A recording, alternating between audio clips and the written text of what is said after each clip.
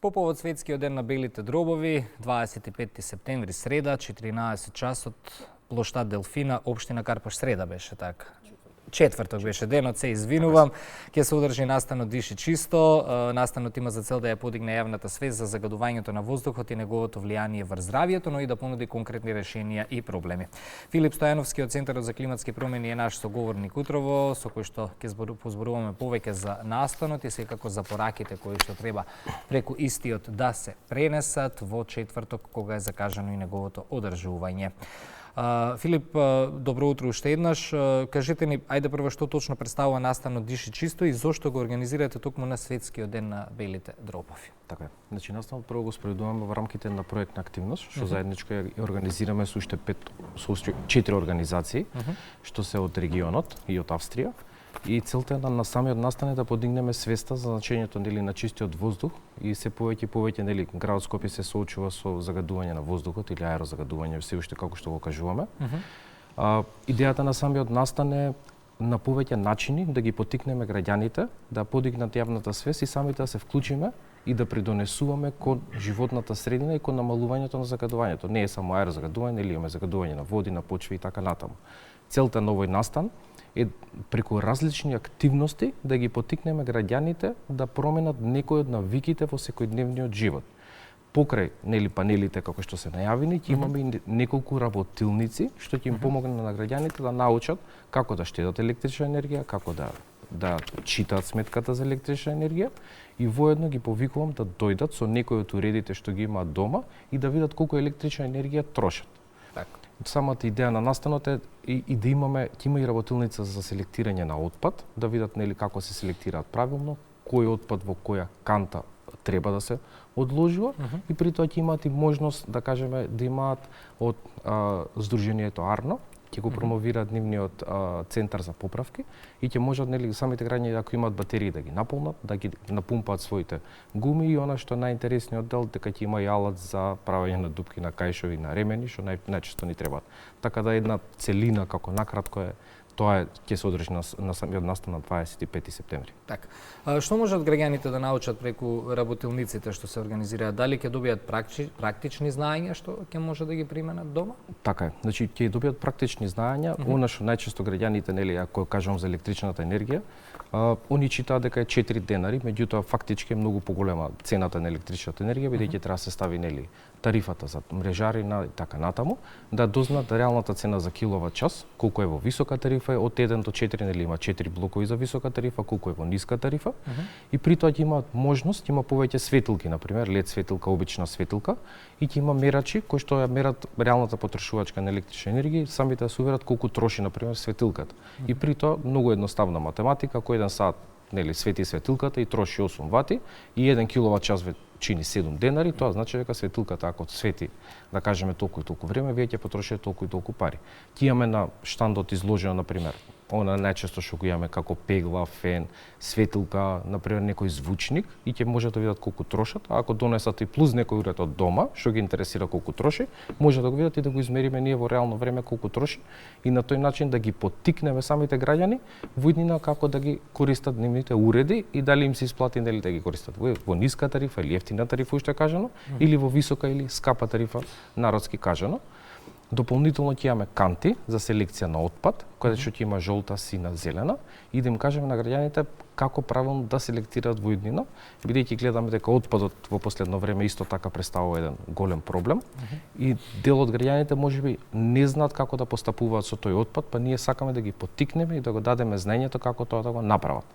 Самата идеја на работилницата е да имат повеќе отпади од пакување, како што се јогурт, кисело млеко, отпакување од леп и така натаму и да видиме како правилно се одложи. Значи не е само битно да се земе отпадот, туку како предходно да се спреми, за тој да биде спремен за селекција, за понатамошна реупотреба на самиот отпад.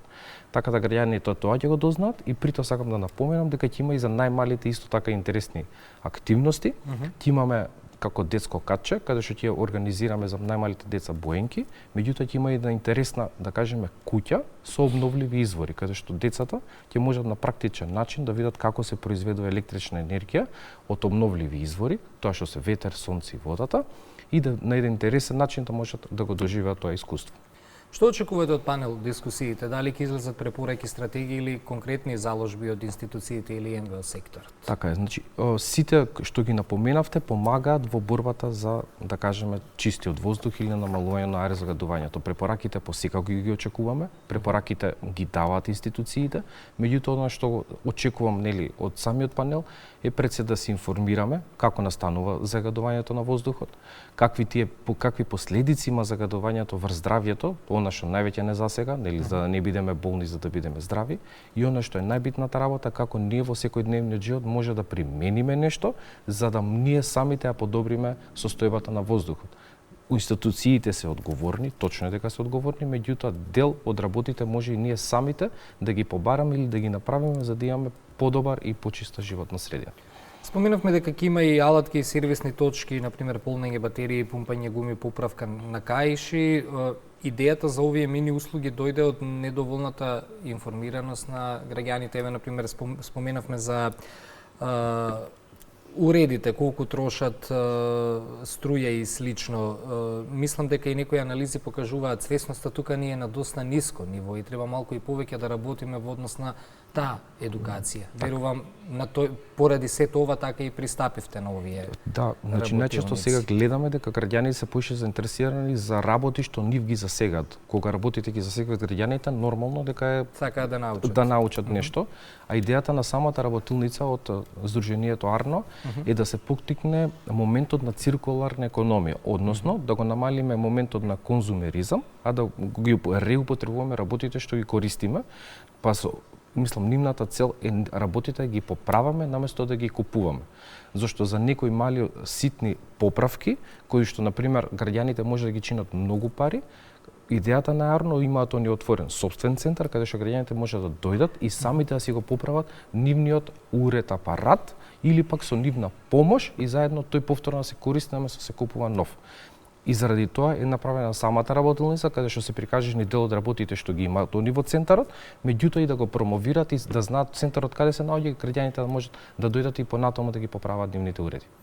Што ќе биде вашата препорака до младите кои ќе дојдат? Зошто е важно да се вклучат во вакви иницијативи? Ќе им бидат ли потребни некои ресурси на лице место или достапни? Така, значи за младите ќе има од Junior Achievement е здруженијето каде што ќе им нудат кариерно советување и да ги упатат како можат понатаму нели онде да се развиваат во нивниот понатамошен развој.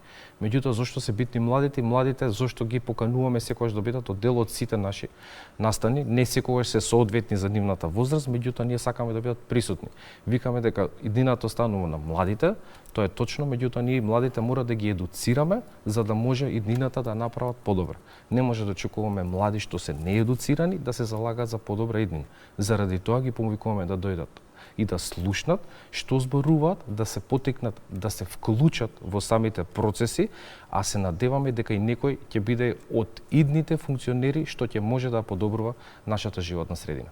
И на крајот од разговорот, што ќе биде вашата лична порака до граѓаните, како можеме да дишаме чисто, не само во четврток, туку секој ден? Пораката е многу лесна, многу едноставна, меѓутоа многу тешко се реализира. Прво е промена на навиките. Знам дека во Скопје е многу тешко да се променат навиките, со оглед нели имаме проблем со автобусите, имаме проблем со отпадот, имаме проблем со транспортот, имаме проблем со грејењето. Многу проблеми имаме, меѓутоа малку решенија се нудат. Она што е битно е дали може да се сменат секојдневните навики, на пример да се почне со пешачење и возење велосипед. Меѓутоа знам дека некои од деловите на градот Скопје се небезбедни и немаат услови за тоа да се случи. За да кажеме колку повеќе ние го користиме тој дел, можеме да вршиме притисок и властите нешто да превземат во таа насока. Повторно кажувам дека останува се на нас да направиме, бидејќи буџетите на општините и на државата се ограничени и буџетот на животна средина се надпреварува со ново училиште, нов пат, нова градинка, и стварно средства се минимални и заради тоа мора ние да притиснеме за да преовладаат нашите барања за животна средина, да имаме почист воздух и поздрава животна средина. И за крајот разговорот да подсетиме уште еднаш, настанот е 25 септември во четврток, датумот го погодив, го сгрешив денот во најавата, од колку часот почнува? Почнува од 14 часот и ќе трае се до 17 часот. Така, од 14 до 17 часот ќе се погоди и времето, пред малку кажавме ќе биде сончево, пријатни температури, така да ќе има сигурно добра посетеност. Па така да кажеме да го искористиме последниот дел од летото и да научиме нешто за здравиот воздух и за здравата животна средина и за чистиот воздух и заеднички да допринесеме. Ви благодарам многу за гостувањето во Ви благодарам и на вас.